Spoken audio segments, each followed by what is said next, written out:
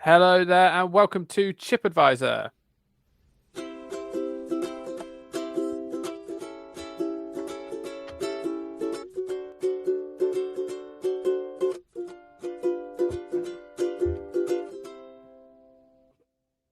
Yes, hello there. I'm Phil, and I'm here with Anthony. How are you, Anthony? Oh, yes, I'm well, thank you. I am very well, thank you, boys. Enjoying this COVID weather that we seem to have back. March and April, sunny. Imagine that. I know, it's very exciting, isn't it? I mean, as you can see, it's made me get out my crochet T-shirt thing that Which I've is a got. thing of beauty, by the way. Not wearing the matching shorts today because the workplace isn't ready for that. But it's lovely weather. The sunny clothes are out. So love that. It's beautiful to Happy see. days. It's good to be back. It's been a while since we podded, boys. So yeah, looking forward to this. Looking forward to it. But you did say just before we came on air, you've no real idea what we're talking about, and you're hoping it doesn't involve God. Yeah, well, that's just me in life general, really. So no change there, boys. So who else is here? We've got Lewis. How are you, Lewis? Blessings, friends and listeners. I am all right, thank you. I'm very excited that I found out this week. I had my kind of my equivalent of a work appraisal, I guess you would call it, where I have to go sit with the bishop, check that I've not done anything too wrong, and then out of blue, she was talking about my well-being and the things I do to look after myself. She said, "Oh yeah, how's your podcast going?" Oh, wow, we made it. You've made it, though. You're famous. Well, you could say that. There was a heart sort of sinking feeling of going, what have I said? At which point she said, how do you come up with all the strange foods that you talk about? I think she's a bit of a foodie right. and was possibly slightly less than impressed by our lower class foodstuffs that we tend to explore. So there we go. We got food and God brought into it, and then the mysterious foods we look at, and we're looking at mysteries today. And I have absolutely no idea what we're talking about. Excellent. I'm as confused. The bishop did reassure me. I don't know if this is a reassurance. She said, I haven't actually listened to any, but if you're listening, Bishop Karen, thanks for our chat. Hope you enjoy this episode. And yeah, that's probably enough from me. Is she a bit of a Is she a bit of a Karen? Oh wow, you can't answer that now. Well, yeah, let's say no. Okay, that feels like definitely the right answer. Someone they've not even made that connection. Don't worry, because I know plenty of Karens, and none of them are Karens in that way. I was asked the other day about doing an Easter eggs episode. Have we done an Easter eggs episode? And so I checked, and we did do an Easter eggs episode. Yeah. So and one of the kids couldn't sleep the other night, so I was like, well, that'll bore you to sleep. So why don't you put that on? And I'd forgot that for about 20 minutes of that episode, Mike was on the loo from Trap 1. Oh yes, I remember this one. Yeah, I do. He was in the work toilet. I've heard this one. Yeah. I remember. My memory is Mike was in the toilet, and we talked about the fact that you used to get mugs with Easter eggs. Yeah, that's correct. Yeah, you did. Yeah. Did. So just to clarify, why was he on the toilet? Because what he'd eaten too many Easter eggs, or? No, here's the situation, and I hope Bishop Karen doesn't go back to that episode because, effectively, Mike bought an egg mayonnaise sandwich and left it in his car for like 2 or 3 days, and then said, "I haven't got anything for lunch, so I'll have that egg mayonnaise sandwich that's been in my car for 2 or 3 days." We warned him that might not be wise, and within about 20 minutes of the podcast, he said, "I'm just going to take you with me." And he went into Trap 1 in the toilet, and he had to pod from there. But there was various other staff members where he works not joining him in Trap 1. That'd be a bit weird. What happens. But going in and out, hand dryers going off, all sorts happening. So Only Yeah, Mike. I mean, this is yeah. the man who puts his entire life in his car, so I'm not surprised by this. Yeah, Yeah. if you are joining us, Bishop Karen, steer away from that episode. And you did ask who the people who were presenting it with me were. I mean, you've possibly had too much detail about one of them already. Yeah. Harry is at Master Gardener. So Yes. that's great. That's great. Yeah. So he's really the one with knowledge on anything we talk about. Yeah. And we just blag it, the rest of us. So There you go. So today I wanted to talk about food mysteries, mainly because of this advert that I remembered, and it sent me down a rabbit hole of confusion. So I'm going to try and play this advert, and hopefully you'll remember it. But I wanted to listen really carefully if you can. Hopefully the audio works okay for this. The volume will be turned up. Take home a Gino Ginelli ice cream on Piazza Italia. Italian chic, Italian style, Italian verb, Italian cool, toffee fudge, chocolate, mint choc chip, tutti frutti, what a cutie. Take a Gino home with you. Gino Ginelli, the ice cream sensation. Gino, oh Gino Ginelli. Oh, you don't need to hear it again. So I remember that. You remember that advert? I genuinely never heard of that ice cream. Yeah, I remember that. They should do very good toffee fudge. I think had little fudge pieces in it. Yeah, well, you were from London, so you could probably afford Gino Ginelli. But I could tell you, I don't think I ever had it, but always pined for it. So, and do you not remember that advert where it went Gino Ginelli? So, no, 1994 would have been 9, as would you. No recollection of this. I mean, of course you remember this because obviously of your Italian heritage, I presume, more than the ice cream. Correct. Literally, I've never seen this before, but I feel like I've been missing out now. The accent to me sounded like a combination between Italian with slight Jamaican. Yeah. It very much sounded like if Mike was trying to do an Italian accent. That is a very good point. Well made. So here's the situation with Gino and with this podcast. I want us to try and kind of put together what Gino's life was like before his ice cream hit the shelves and he got this deal with Wolves. Right. And then after, when clearly he was sidelined from doing his own voiceover. I mean, that is not Gino, surely. And also when he got massively sidelined when Wolves decided that they wanted Carte d'Or to be their premium ice cream brand and then move Gino Ginelli aside. Was Gino Wolves then, was it? Yeah, so Gino Ginelli was Wolves. Gino Ginelli was Bird's Eye Wolves. Oh, and all part of the Unilever brand. Which a very 90s meal. You could have had a crispy pancake. Oh no, they were Finders. They were Finders. No, they were Finders, yeah. Oh yeah, so wrong. No, you couldn't have had that. You could have some fish fingers, some chips, and lovely woolly jumper. Yeah, absolutely. Yes, you could. Right. So Gino then, so the car. I'll just briefly let you know about what happened with Gino Ginelli.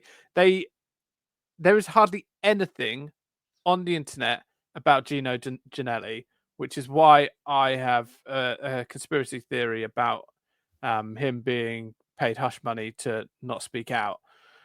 But Gino, if you look online for any sort of cult 90s thing, if you look online for citrus polos or something, there'll be thousands of websites that can tell you the backstory of citrus polos. If you look up on Gino Ginelli, there is nothing. There is no Bird's Eye, don't mention it. There is nothing. All that we know is that bizarrely, Gino Ginelli was both a brand of pizza and a brand of ice cream. Being Italian, he can obviously make both. They stopped the pizzas in 1997, right? But the ice cream got debunked or usurped by Carte d'Or, which I've got a lot of questions about. One, Mm. Carte d'Or, when it came out initially in the late 80s, early 90s, completely flopped over here. And so you had Gino Ginelli was in, that was like your premium ice cream or semi-premium ice cream. And then they realized that there's not really much space for the semi-premium ice cream. You either want premium or you want budget ice cream. And so that's when they decided to go big on pushing Carte d'Or, and they pushed poor Gino to one side. And that was sort of late 90s. Poor Gino. Yeah, so Gino, as far as I'm aware, comes from northern Italy. The Ginelli name is based around the Lombardy region. So that's what I know as fact as a fellow Italian. What do you reckon his childhood was like? What do you think he was into?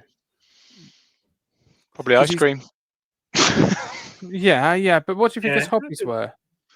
I'm trying to think. I mean, what did we find out? What region he was from in Italy? Yeah, northern Italy. Northern Italy. So, what would be our football teams in northern Italy? Well, he was actually not too far from Torino. Right. So possibly, growing up maybe with a dad who was a Torino ultra. Yeah. So it could have been. Be wearing a lot of claret. Yeah. Which maybe causing a lot of claret. Yes. You know what the Italian thugs are like. But strikes me as a bit of an entrepreneur. Maybe he was out selling ice cream at the end of his drive from the age of about 6. Well, maybe in northern Italy, maybe he was because I think northern Italy is where you would that's quite mountainous, isn't it? Would you get? It is that where you had skiing resorts? Maybe he was hitting the slopes and taking a little tray strapped around his neck because he skied along the slopes and sold ice cream like an ice cream man on skis. So like a theatre-based ice cream man that was mobile. Exactly that. And he whistled a tune as he went. The Gino Ginelli advert tune. I can't believe that Ant doesn't know the Gino Ginelli advert. Like, no, I've genuinely never seen that. I have just Googled this, and apparently, according to this particular website, which is doyouremember.co.uk, I don't remember, but thank you for reminding me of that. Apparently, the best flavour according to them was toffee fudge. Yes, absolutely agreed. And they also had Tutti Frutti and mint choc chip. Oh, do you like a bit of mint choc chip? I've really missed that. Tutti Frutti was absolutely disgusting. Oh, yeah. Did it have? It looked like it had bits of Haribo in. Yeah, it had bits in it, which I don't think I'm a huge. Yeah, I mean I like toffee fudge, but the little bits in it were texturally horrible. So as a rich man with servants in the 90s, Lewis. Hang on, I think we've discovered this is a mid-brand ice cream. It's no Carte d'Or. No, because Carte d'Or doesn't exist. It's a semi-premium brand. So yeah, semi-premium. I'm a semi-premium kind of a guy. This is an ice cream that do you remember? I used to remember going down to the Spa shop and getting a vanilla ice cream block. It was like in a car. It was in cardboard. Yeah, I used to love that. You used to open it out. Just cut it into slices, stick it between a couple of wafers, or if you couldn't afford wafers, bread. And then you've got a lovely, bread that you had got as a trial from a supermarket on the way round. A trial piece that Mum had nicked. Yeah. Just to clarify, you put ice cream between bread. No, of course not. No, not really. That would be. I have to question this, Phil, because absolutely nothing surprises me about the Botto family. I mean, would it be odd? Because a bread and butter pudding, I've made a lovely white chocolate and raspberry bread and butter pudding once for a group of children, and they ate it all. And to my knowledge, they're all still alive. Well, that's good. Well, maybe you should try it at the weekend. They weren't podcasting from trap 2, 3, and 4 though. Maybe, Phil, this could be your task for the weekend to try ice cream between bread, and for the next pod, you can inform us of how this was.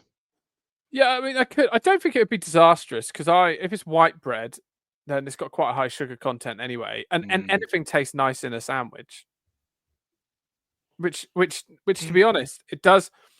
I've just got. I don't want to go off the subject, and we'll go back to Gino and what his parents did for work and stuff. I mean, by all means, get thinking about that.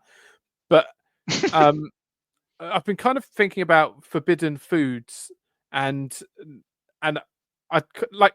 Firstly, and this isn't to do with sandwiches, but I've got two forbidden foods. One is cat milk. That you can get milk specifically for cats. Yeah. That always looks quite nice. It isn't. Have you tried it? Have you? No, but I would imagine it isn't. As it's called, cat milk. Sounds disgusting. It's not cat. They haven't milked a cat. It's not like cow's milk. Now that would be funny. Imagine if they actually had. But I mean, yeah. I'm not sure. I mean, we kind of need Mike. He's the scientist of the podcast to tell us how that would all work. But He wanted to milk a pigeon, didn't he? At one point in time. on one episode. I seem to remember he did question why you couldn't do that at one point as well. Yeah, he's got a lot of issues. But cat milk, anyway, is one of the things that I would like to try. Although reading online, there's a lot of people that say you shouldn't give cats any milk because of that. I looked this morning and it said that all cats pretty much are lactose intolerant. Yeah, and that's why you have the cat milk. Wow. Because it's not got lactose in it. Right, but I think that is fibs, and I'm not turning into Mike here. I just think it's a bit namby-pamby. It's 2025. Right, we had cats when we were growing up. Fonzie and Billy, right? They had milk for breakfast and they had milk at dinner time. They only had 2 meals a day. And I mean, you really should have given them some food, not just milk. Yeah, they had food, but they also had okay. milk, right? And both of them lived until they were like 18, maybe older.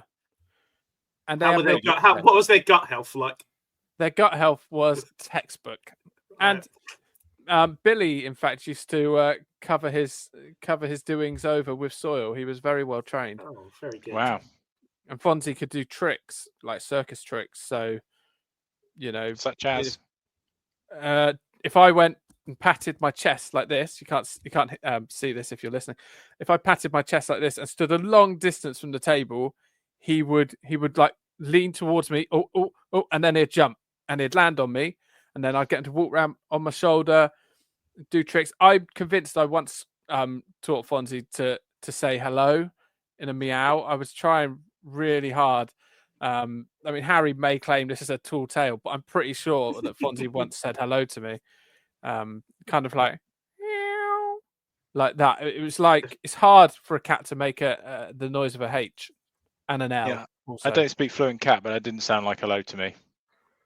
Meow. Sounded more like, Phil, you're an idiot. Stop making me do tricks. Fair, but anyway, so cat milk. My stomach hurts. What are you? An idiot sandwich.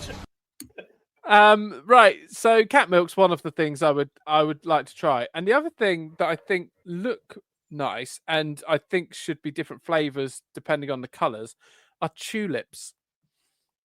I just kind of think tulips they look quite appetizing. We need Harry. Sorry.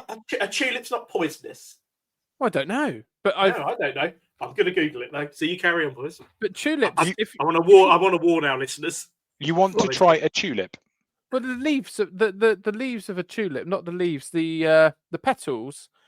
They look like they'd make a nice snack and go quite well in a sandwich. Imagine like you've got a boring cheese and pickle. Well, it's not boring. Cheese and pickle is the best sandwich. We'll talk about that another time. But you've got a boring cheese sandwich and you want it to look nicer on the shelf if you're selling it as part of a meal deal, and you've got some beautiful purples and pinks in there. Well, do you want, I'm a bit worried about you, to be honest. I can give you some information on this. Oh, thank goodness. What sort of music would be good for this? Excited music? Well, something Gardner, because I'm about to share some knowledge with you. Okay, let's go. Sorry, Harry. Please forgive me. Tulip bulbs. So, a bit of information on them. Tulips, you need to prepare them correctly if you're going to eat them. Right. The centres must be removed. But good news for you, Phil. Fortunately, tulip petals are more edible. Oh, there you go. They can be eaten raw or cooked. but they lose a lot of their colour if you cook them. So raw may be preferable. And they can Much have many like humans. they can have many flavours. According to eattheweeds.com, the flavours of tulips can be beans, peas, cucumbers, or just what they've entitled bland. Wow. Right, a couple of things. One, as you were reading that, I've never seen Anthony look more angry. No, this is an actual thing. Two, this is great news. Yeah, so you can eat them, but be prepared for blandness. Oh, that's Wow. fine. I mean, Harry would like them, wouldn't he? He's ready salted crisps. We've got some tulips in the house, but I'm not going to go and eat them. Go on. Feels Go on. like- For the pod. They were a Mother's Day present, so I feel like Oh, that dear. was ages ago. That was just one petal. Just one petal. Hang on. And what colour are they? And we can guess what they'll taste like. It'll be so exciting. they're various of different colours. Okay, just grab one petal and then we'll just have a nibble on it and we'll guess what it's going to taste like. Okay, This is so all right. exciting. Okay, could somebody else just double check by googling that you can eat tulip petals? Because I've based this on one review called eattheweeds.com. Yeah, I've just checked, Lewis. It's Okay. pretty much fine. All Mike right, is preparing track one as we speak. Okay, all right. I'll be back. I'll be back. They're in the living room. Okay, cheers. Cheers, Lewis. I mean, it Thanks. feels like for you to get the full tulip experience, we'd all need a boys' trip to Amsterdam, right? I think you get a Chip different advisor on the experience road. in Amsterdam. You tend to get different experiences than tulips. There's other that is true. distractions. Maybe You that's say where so. Mike is now. It's hard to tell. This is exciting come. though. Wow, he has. Oh, right. Okay. The yellow one must taste like banana. Right. I've got a few. Lewis, I've got a few questions. How Okay. much do the children love their mother that they've got them 3 tulips? Well, let's back from that. These were given out at the end of the Mothering Sunday church service in little bundles to people as they came. So Very little bundles. Right. Okay. Which They one were are you little trying? bundles. Which one are you going to try first? I mean, first of all, please reassure me these are tulips, aren't they? Just Yeah, I think so. Yeah, I think they are definitely tulips, yeah. so for our audio listeners, we've got a purple, a yellow, and sort of a maroon coloured one. Yeah. What do we think these ones, the different tastes relate Well, to? which do you want to go for first, and we'll try that. I think possibly the maroon one. The maroon one. Okay. So I'm gonna. What are you thinking that's going to taste like? I'm going to carefully remove a piece of this petal. Before he tries it, what are we guessing here? Well, I have just run out of drink as well, which is you don't need it. I think that's Okay. going to taste like salmon. salmon. Well, I'm going to go with a fruity berry. yeah. Well, I mean that was why Anthony. This is exactly why I went for this. I thought, Yeah. this colour feels like a. Please don't die. All right, give it a go then. What you got? Mm, He's going back for more. I would say, kind of tastes like when you've sort of unfortunately eaten a piece of grass. It tastes of very, very little. Why are you eating grass? Oh, have you not? I had this conversation with someone the other day. Strangely enough, you can't digest grass, can you? Which is why cow pats. You can kind of, if you were to break apart a cow pat with your fingers once it's dried, you could just count the place of grass. Can I just hold you there? I've just gone back in, and there's something Oh. coming now. You're regurgitating it already? Yeah. No. It's got a slight heat to it. I would say it's a bit like a very mild radish. Oh. Oh, it does look like a mild radish. Yeah. Yeah. So whether that's Yeah. psychological, there is something that's a little bit warm on the palate. Okay. Well, that's good though, because now you've just discovered a salad ingredient. Yeah. Okay. So The yellow one has to yellow taste of one. lemons, please. Am or I banana. really in all three? you Yes. may as well, and then you may as well just have a munch on the stalk. What's What that? I really like at this point is any member of your family, Lewis, to just walk in through that door behind you and find you live on the pod eating a tulip. I mean, I'm slightly worried that I've got a builder standing outside my window, changing our windows. So the yellow fine. one. Yellow So is gonna. I've dropped. Hang on. So I what do we think it's think? Yellow. gonna taste like, and the two smells are the same. But I think it's gonna taste like the smell of custard powder / a sauna. Sorry. A sauna? You know the smell of a sauna? It smells like bird's custard powder, doesn't it, when you go in?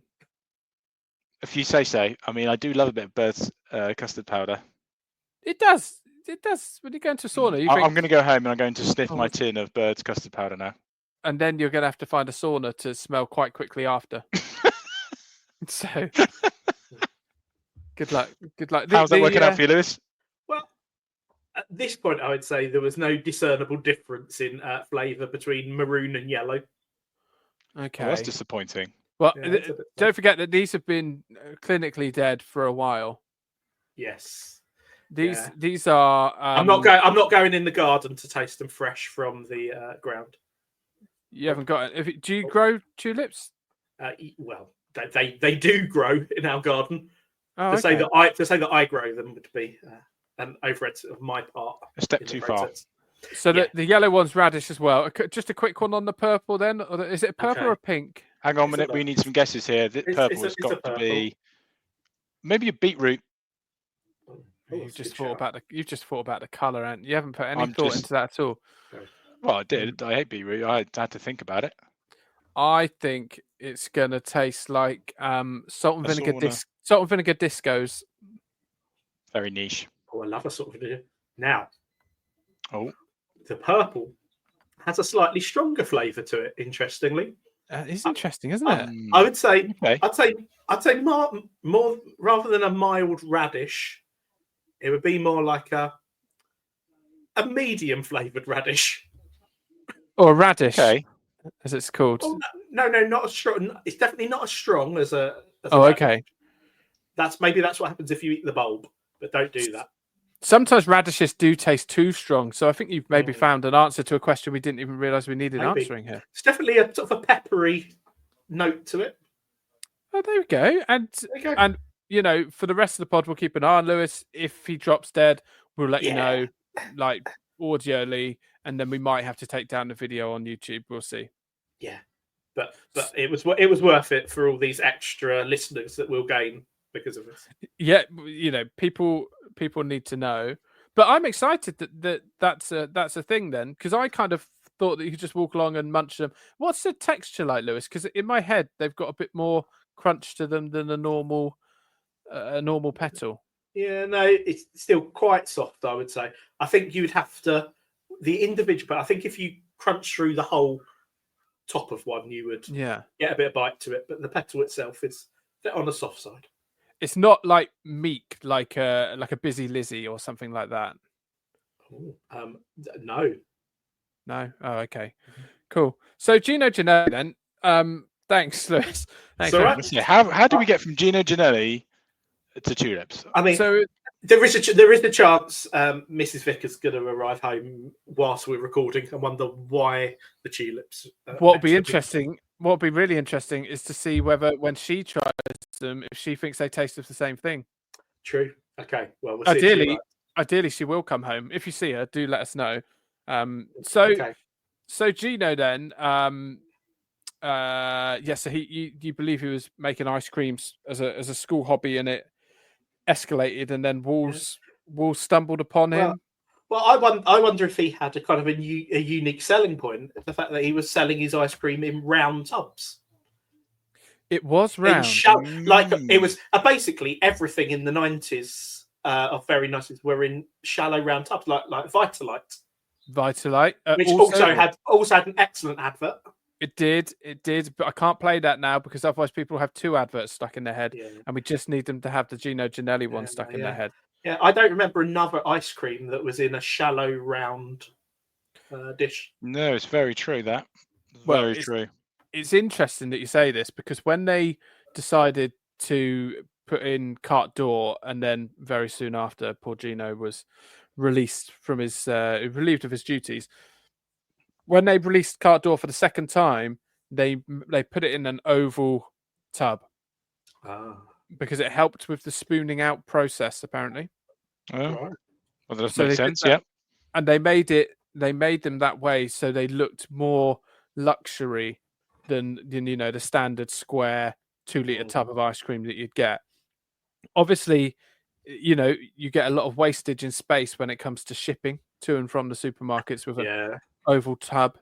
But they were willing to do that because people were paying a premium price for the cart door. The cart door at the time only really had two rivals, Haagen-Dazs and Ben and Jerry's, and nowadays you get lots of really random sort of luxury brands, don't you, of ice cream that appear in I mean, supermarkets. none of those, from my memory, none of those existed in the 90s.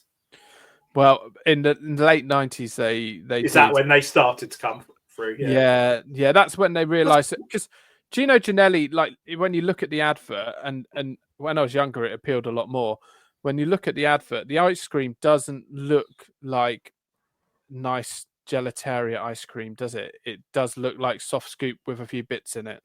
Yeah, that is essentially my memory. I think that was the case. Yeah. What other luxury food items did you have in London, Lewis, that we wouldn't have had? Caviar. Caviar. Yeah. Because there's certain products that I don't think I've ever had because there's always been a cheaper alternative. Right. So I think you have a very interesting impression of London film that is very different extremes of the spectrum. At one point, there's I'll get stabbed as I leave the house, and the second point is you will that we're eating Gino Ginelli ice cream. Yeah, I feel like these two things are kind of poles apart in your. No, they're not. View. No, Okay. no, not at all. Because the theory is you make the most of your life because it will be short and someone will injure you. Okay, got you. Wow. You never know when someone, is going to knock on your door and do something terrible to you. So you may as well spend the money you have on Gino Ginelli. That was right. That was the thinking. I'm trying to think what else we had that was different. We definitely had different names for certain things. Right, like what? Which I don't know if I've shared this before. So I remember when we moved to Dorset, some 15 years ago now, going into a fish and chip shop and realizing that the old pickled gherkin was, which I know this is a controversial food, but one that I'm a big fan of. That we in London they're called Wallies. I have heard this. I think maybe I've told you this, Phil. Maybe, I think I remember a baffled look on your face the first time I told you this. Thank you. Oh, that's just Phil in general. Oh, there we go. It strikes me that you would have had Arctic roll, like you would have had a Bird's Eye brand Arctic roll pretty much every night, just as standard, whereas we would be having bananas and custard. Okay. Well, I mean, I did grow up in a single parent family in an ex-council house, so I wasn't living up to quite the caviar experience. Yeah, but you must have So when Sunny Delight launched, you must have been one of the first. You must have been an early adopter, whereas we had to wait until it was on offer. I remember we definitely. I don't know why I remember this. I remember getting a voucher for it. I'm actually, it was some sort of promotional thing where you could get it. Yeah, I remember those. Like taking in the voucher to get the thing, and then realising this stuff is absolutely disgusting, and it's just acid. And pure acid. Yeah. Oh, okay. Well, I do have a member. Sorry, a member of my family has just walked in. So if you did hear the dog barking in the background, it was barking at my daughter. I think Emma, I know her views on this. Does she like eating tulips? Well, I was about to ask this question. Emma, Phil was asking, do you like eating tulips? We've just discovered that you can eat them. I just want to know what she thinks they taste like, Lewis. Phil doesn't want you to eat them. He wants you to describe what the different colours taste like. What does a maroon tulip taste like? That's not maroon. Okay, they can't hear you. I heard her. It's not maroon. I agree. Okay. Okay. This one Lewis, here, to the be not fair, the not wearing maroon. glasses. Yeah. The not maroon. What would that taste of? I don't know. Can you give it a lick, Emma? Well, why would you eat it anyway? It's a great question, Emma. It's a brilliant question that we're all wondering. Has Emma ever been tempted by cat milk? We don't really have it, but in the house. But have you ever been tempted to drink cat's milk? No. No, is the answer fine. to that. No, absolutely fine. Okay. So this is episode 53, sorry, and I think this is quite comfortably got to be the weirdest, isn't it? Well, no, because we're solving a mystery here, but unfortunately, we haven't got to the bottom of everything. Shall I ask Emma a question about Gino Ginelli that we need for his background? She'll remember. Yeah. Okay, so I mean, she is not going to remember Gino Ginelli, but what but did she might be able Gino to help us out. Ginelli's parents do for a job? Okay, Emma, there was an ice cream. Let's call him an ice cream man. Back in the 90s, and he did like sort of semi posh ice cream. Semi posh. And we're looking into his backstory about who he was and what he did. So he was an Italian man. What do you think his parents might have done for jobs? Well, his dad. What do you think his dad did? Why? Do never ask the question why on this podcast. Never a question in this podcast. Okay. What do you think Gino's dad might have done? I don't know. Well, we don't know. Just what can you think? What do you think? Does she think it's believable that he had he manufactured washers for taps? Okay. Do you think it's believable that he manufactured a part that helps to create taps? Yeah. Emma, that is entirely believable. Good. Do you think maybe he his dad sold tulips while cycling around Torino on his bike? I'll take that as a yes. That's exactly what she thinks. Good, thanks, Emma. That's really kind of you. Thanks, Emma. Well done, Emma. Anthony. Hello. So Gino got picked up by wolves in a freak sort of. There was a committee member from Wolves who was holidaying in Torino, and he saw this boy on his bicycle selling tutti frutti, quote, "what a cutie" ice cream, and Wolves were like, "We could get on this," and so Wolves spoke to his parents, got him a deal, started making Gino Ginelli.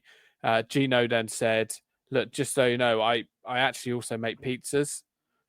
So then he got a deal selling pizzas and ice cream to Wolves Birdseye Unilever, which literally translates into one lever. And then then he so then the advert comes on, and he's been mugged off. Gino has been cut from the ad. His voiceover has been replaced by what sounds like Antigua Joe doing an Italian accent. Yeah, it really did. Right. How do you think he felt about that? Well, what would you do in that situation? You'd file a lawsuit, wouldn't you? Would you file a lawsuit for Antigua Joe doing the voiceover? Yeah, I think so. I think that's probably fair. Outrageous. So then I think rather than working any more with Gino, I think the relationship had gone. They soured, hadn't it, dramatically? It had soured, like ice cream that's been left out, or an egg mayonnaise sandwich that's been in a car for 3 days. Left in a hot car for 3 days, yeah. Yeah, so the relationship has soured, and I think at that point they stopped working on developing his ice cream and making it better, and then kind of in the background started work on Carte d'Or, trying to revamp then. So they got rid of him. What do you think he went on to do? I have a feeling he went on to sell bicycles. Do you? Yeah, I feel he was a man who was a specialist at whatever he did, and I think he was possibly the best bike salesman in all of northern Italy. I think you're going to be surprised at what he actually really might have done. Oh no! Did he go to prison? No. So he actually made a discovery which isn't spoken about much online because they don't want to cause a storm. But he decided he was a bit of a scientist by this point because he'd mixed lots of flavors, tutti frutti, choc and nut, mint choc chip. He was a scientist, and so he bought a bulk load, a whole container's worth of litmus paper from. Do you remember litmus paper from school? Yeah, I do. Yes, that is very, very 90s. Yeah, so he just went around testing things to see if he could make scientific discoveries about acids and alkalines. So he discovered that chicken gravy is grossly acidic, but beef gravy is alkaline. But you won't find that information online because. So just to clarify, he didn't sell bikes. He didn't sell bikes. No, so disappointing. Disappointing. So it's a big shock, and I know that some of our listeners will have had to pull over to deal with this news. But yeah, he found that this gravy was completely different. So, and it was the same for every manufacturer. It wasn't just Bisto. It was also like Asda's own, because by this point he was living in the UK. I should stress. Wow, he'd left Italy. Well, it was the shame, wasn't it? Because he went. Yeah. He wasn't shy in telling everyone about his new success of getting a deal with Wolves. So he was a bit embarrassed to go back to northern Italy and then say, "Look, they've brought in French ice cream." Imagine the indignity. Bearing in mind, Italy is known for good ice cream. The French. How would you deal with someone like that, Lewis, from a vicar standpoint? If he comes into your church and just says, "Look, vicar, I've got a situation. I've embarrassed myself here. I've got this. I've got an awful situation where I can't go back home." Would you encourage him to face the music, or would you say, "Yeah, hide out here"? I think definitely in the short term, for his own protection, his own sanity, to get himself back on his feet. I think at least a short stay in this country is preferable before going back and making amends. Yeah. Okay, fine. Yeah, that's probably a good idea. But yeah, so because of he started losing it slightly. So he started petitioning that there should only be a small side on a cheese grater. So, which I'm all for, because I think the big side doesn't give you as much cheese. I think if you get a block of cheese, say 500 grams of cheese, and you use the big side of a cheese grater and then weigh that cheese, I don't think that'll weigh as much as if you'd have got the same block of cheese and used the small side. Right. So I'm with him on this. Okay.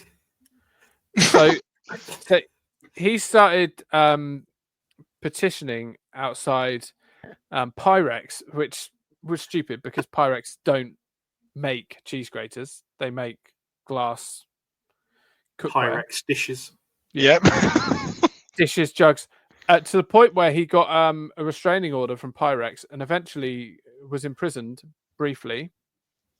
Right. And his life went very downhill because he had posters up, small side only, on cheese graters. I think he just kind of lost the plot, and it was all because of this cart door situation. It just sent him. Have you been grating a lot of cheese on the small side, Phil? Eating it just before bed and then coming up with podcast ideas? No, not at all. Okay, No, this feels like some sort of Phil's funny dream. No, poor Gino. He's had a bit of a life of it. I think he's still alive because of like witness protection and stuff.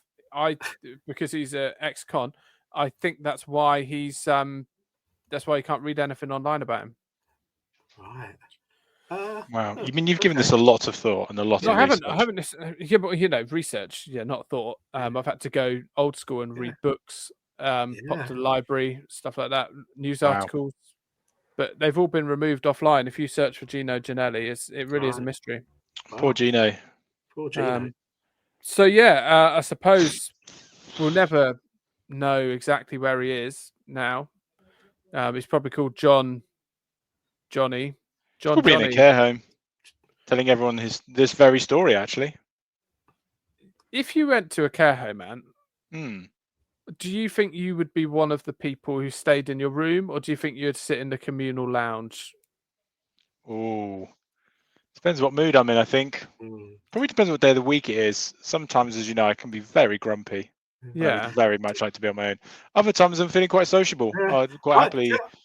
I sit in the communal area. visit them. I visit them with work reasonably frequently, and sort of mostly in the quite often one through the communal area.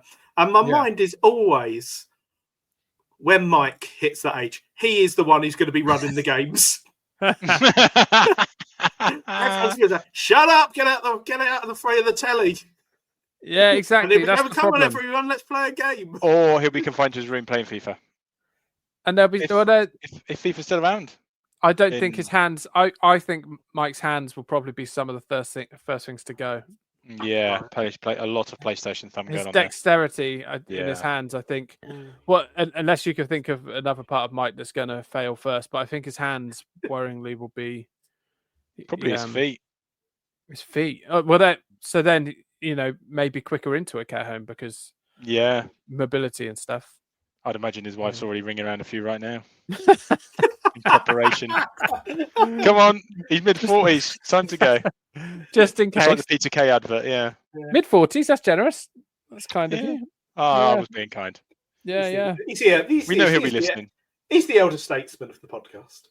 He is, and he's not here to defend himself. But yeah. So yeah, I think in a care home, I think the communal. I'd quite like to sit in a communal lounge in a care home now, but I think when I'm older, I won't want to. You would have to have it to be quiet though. You don't like a lot of noise.